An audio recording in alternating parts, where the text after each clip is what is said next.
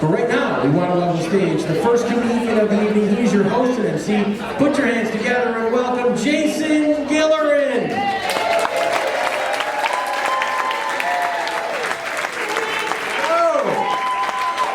Hello, comedy fans, and welcome to the Hunger Games! No, it's just a comedy competition. You're not going to see a bunch of teenagers spearing each other. How you guys doing tonight? Right. Detroit to LA, round 4. Anybody here been any of the first 3?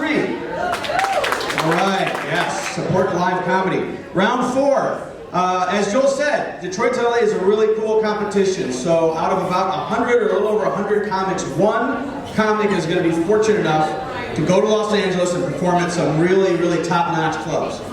What they didn't tell the comic was that they have to drive an oil tanker full of Michigan rainwater across the country, Mad Max style, to get it to drought-ravaged LA. That's... Mark Ridley made a deal, you know? What else has changed? A shit ton has changed. You know, Mr. Potato Head isn't Mr. Potato Head anymore. He's just Potato Head. I don't know why. Nobody knows cancel culture, whatever you want to say, I don't know. But it sucks because it's had like a ripple effect. For example, like my favorite band from the 1980s, Mr. Remember them? You know, take these broken wings! Remember them? No, nobody remembers them.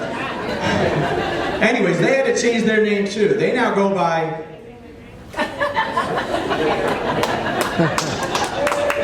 It's a punchline that's got to settle in there for a moment. You got to like, oh yeah, both of the misters are gone. What else has changed? Well, we got some 2 new people here. We're at table 10's getting going here. You look wet, dude.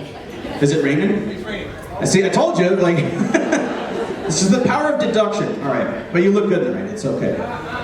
No, he doesn't. Uh-oh. Come on. Oh, you're getting heckled. Is this possible that a crowd has heckled someone else in the crowd? No, I've never seen a heckler to another audience member. That's tight. No, okay. No, she's being disrespectful. Thanks for coming.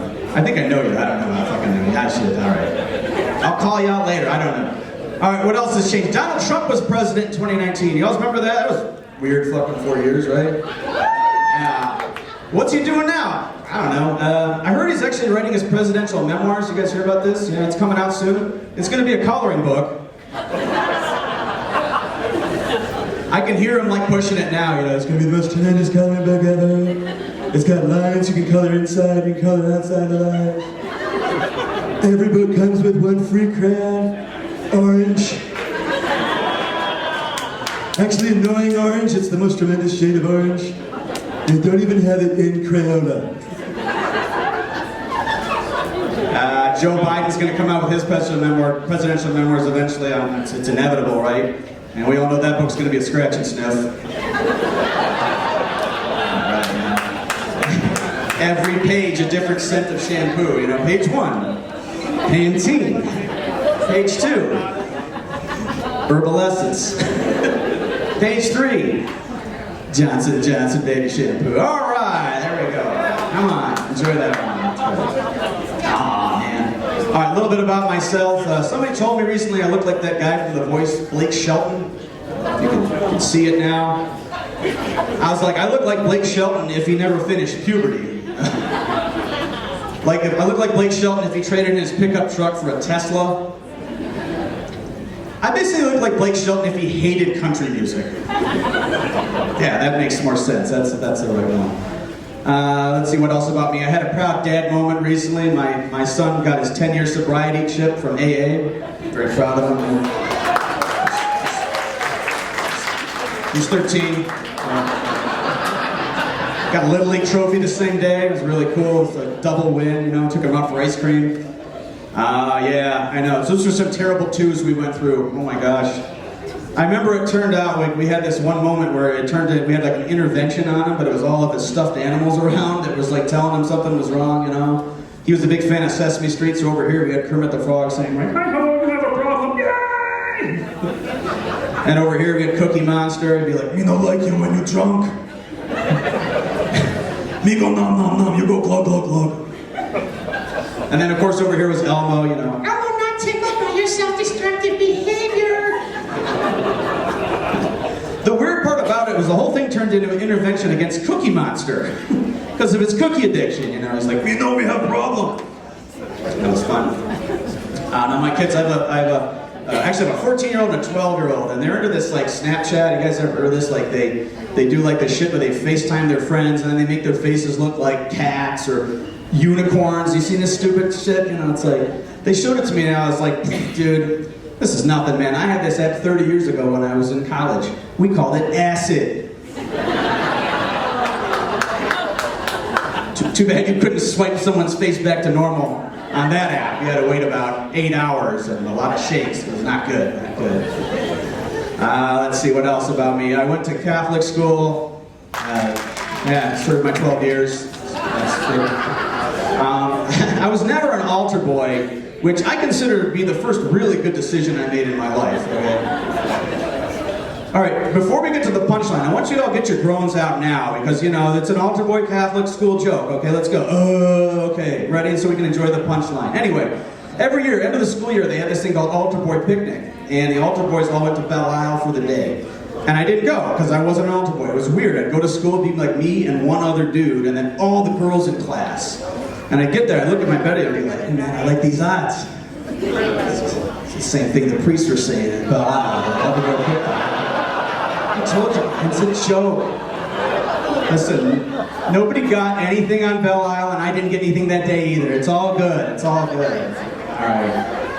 I see some guys wearing Joel's wearing a hat that says vaccinated. He's really letting you know. Who's vaccinated? Who got the COVID vaccine? All right. That's right. That's good for you. Well, thank you for doing that. I'm actually a doctor, so I got the vaccine 7 months ago right away.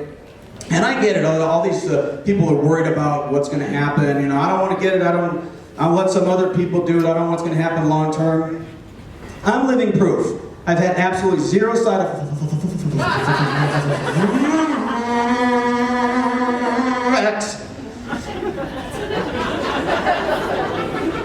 First shot, first night, I had this really high fever, 104 degrees, sweating buckets, freaked me out. But the fever is how you know the microchip's working. And there's this one conspiracy theory about like Microsoft is putting something in there to track us. I'm like, whatever, that's so stupid. Hold on, I'm getting a message from Bill Gates. Yes, my lord. Yes, the gay liberal agenda is moving forward quite nicely. Oh yeah, definitely here at Royal Oak, it's doing great. Oh, Ferndale's done, we're good there. Thy will be done. All right, where was I? Conspiracy theories. There's another one about this thing about where the vaccine will make you magnetic. Stupidest.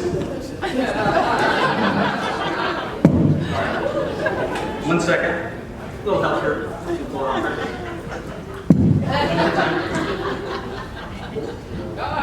You're vaccinated. Okay, good. I told you I'd get back. I just let the hair break. Oh, man. Let's see. I'll wrap up with this here. I said I'm a doctor. I'm actually a urologist. So I do prostate exams for a living. I don't know if that means anything to you guys. I'm like putting my kids through college on this finger. I think one of them's going to go to Brown. I just thought of that, okay? Give me some...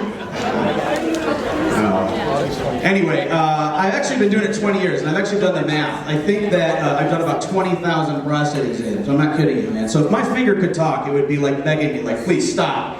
I beg of you, no more.